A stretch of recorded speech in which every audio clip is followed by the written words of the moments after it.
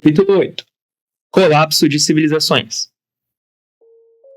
Seja bem-vindo ao último vídeo da coletânea de Estudando o Azul.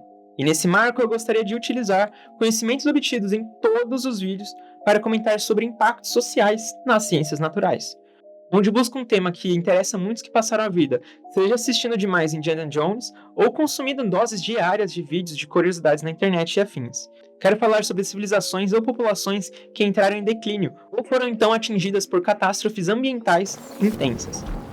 Para um tema tão delicado, embora eu foque na parte de recursos naturais desses povos, eu não posso excluir um valor cultural que desencadeia muito desses riscos. Portanto, eu me atentei em conversar e trazer um pouco de conhecimento de um amigo da arqueologia subaquática para equilibrar esse discurso com uma dose social que pode fugir um pouco do meu alcance de oceanografia.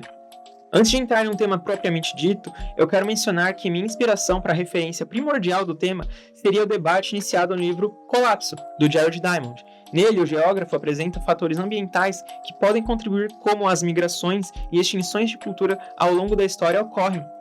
E, embora eu não vá me aprofundar nessa discussão de caráter social, eu acho importante fazer um tema associado a isso, porque viemos a discutir muito sobre a responsabilidade humana com o meio.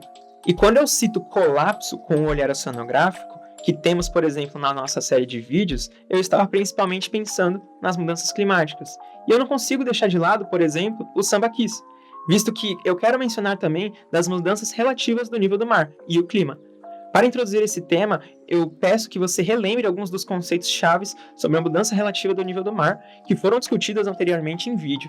E assim, sempre que eu me referir aos eventos de seja regressão, eu estou falando no caso do mar avançando em direção ao oceano, e sempre que eu me referir ao movimento de transgressão, é o movimento do mar avançando em direção ao continente. E por fim, dado esse panorama, é importante falar que a formação de sambaquis está associada a esses dois eventos, e que agora eu quero dar mais destaque ao homem do sambaqui. Imagine no Brasil, há cerca de milhares de anos no passado, onde a vida no litoral é recheada de recursos, gastrópodes deliciosos para você poder se alimentar à vontade na praia. Bom, enfim, no geral é um vidão. Com seu consumo de beira do mar, acabava se restando apenas o descarte dessas conchas de gastrópodes, que, bom, ela viria a acumular por muito tempo. E em seu resumo, como são formados os sambaquis, é um registro arqueológico deixado por depósitos de moluscos por humanos, onde, assim, algumas vezes utilizados como ferramenta de estudo para o nível do mar, por exemplo. E assim, com o avanço ou recuo do nível do mar, pode ser que o depósito de sambaqui seja submerso com o avanço, ou seja, com a transgressão, ou então que ele se acabe se isolando conforme o mar ele acaba recuando, né? Ou seja, um processo de regressão. E com frequência, os depósitos de sambaquis eles também estão associados com restos humanos e objetos líticos que foram amontoados em meio às conchas e depósitos desses gastrópodes. Então, de certa forma, a gente tem em mãos ótimas ferramentas arqueológicas para o caso do tema chamar a atenção de algumas pessoas que estiverem assistindo. E vale mencionar que aqui no Brasil, os sambaquis eles estão em toda a região costeira, como temos os destaques no litoral sul e também temos no litoral sudeste, estão em praticamente todo o litoral paulista, por exemplo. Outro tema importante que a gente pode comunicar na ideia de colapso é a participação ativa do meio ambiente interagindo com a presença humana. Muitos talvez você tenha ouvido falar de vulcanismo em filmes, séries ou livros, e é disso que eu quero tratar. Sendo assim, eu posso começar, por exemplo, a apresentar alguns casos extremos, como Pompeia, que é uma cidade no sul da Itália que durante o Império Romano, por volta de 79 d.C., acabou sendo devastada, né? Ela foi devastada por uma erupção no Monte Vesúvio, e é claro, muitas das outras atividades vulcânicas que ocorreram na história humana, com certeza elas tiveram mais impactos, né? Mas como essa foi romantizada, uma tragédia romantizada e histórica, ela também tem muito estudo e documento registrando o acontecimento. E eu também posso comentar sobre a erupção vulcânica de Tambora, que aconteceu na Indonésia em 1815 e foi uma das piores erupções dos últimos 1500 anos de idade. Essa foi, inclusive, tão impactante que dispersou cinzas por todo o hemisfério norte e acabou atrapalhando a colheita na Europa. Hoje, na história, a gente chama isso como o Ano Sem Verão, que no continente europeu aconteceu em 1816. A reação em cadeia de sua erupção ela foi responsável também por aumentar o nível de fome e violência nas populações da época, o que demonstra que a humanidade ela é sensível a esses impactos ambientais. E isso, de volta, está atrelado como a gente reage com o meio, tendo esses fenômenos tão intensos de estudá-los que eles são de extrema importância para acabarmos impedindo que ocorra uma Pompeia, como já aconteceu antes.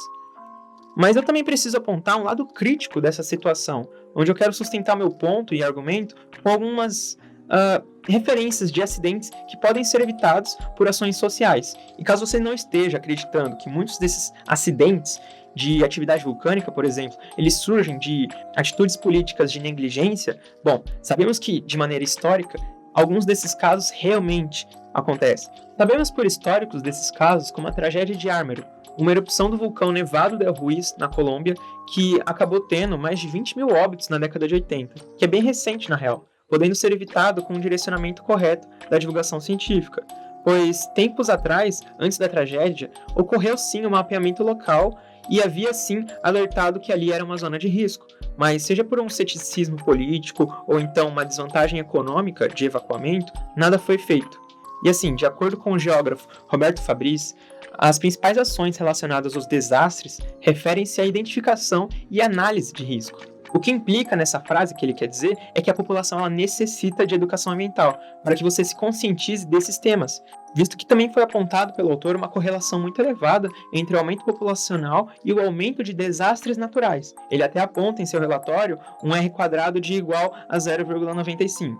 Mas a gente sabe que sem o incentivo de políticas públicas, corretas no caso, a ciência ela vai ficar refém dessas aquisições.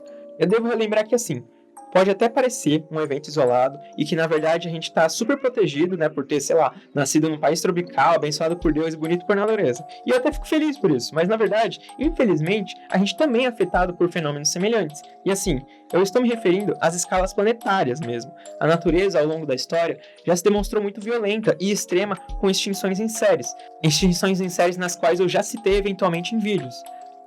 Um caso interessante que eu não posso deixar de comentar é a erupção do vulcão Toba, na Indonésia. Quase 73 mil anos atrás, ele poderia ter extinguido efetivamente a raça humana primitiva. A sua explosão é tida como a mais violenta entre os últimos 2 milhões de anos, sendo mais de 30 vezes mais intensa que o vulcanismo do Tambora, que eu já tinha comentado no século XIX.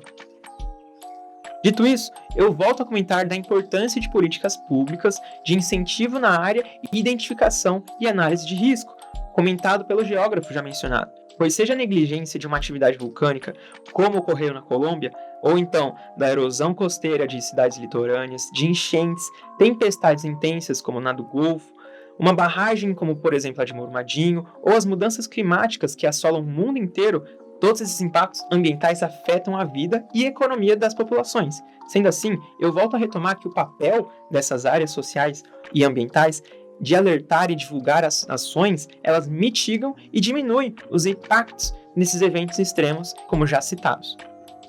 Agora, chegamos ao fim da nossa minissérie de vídeos de Estudando Azul, e eu gostaria de agradecer quem seguiu até aqui. Eu espero ter ajudado um pouquinho a compreender sobre um pouco de tudo que cerca a magia dos oceanos, sabe? E do nosso planeta também. E mais, agradecer a participação das pessoas que me ajudaram no laboratório. Eu volto a falar que eu sou do LAPAS, o Laboratório de Paleoceanografia do Atlântico Sul. E toda essa jornada, né, foi um projeto de divulgação científica voltada para compreender mais sobre oceanografia. E no mais, um obrigado e até a próxima!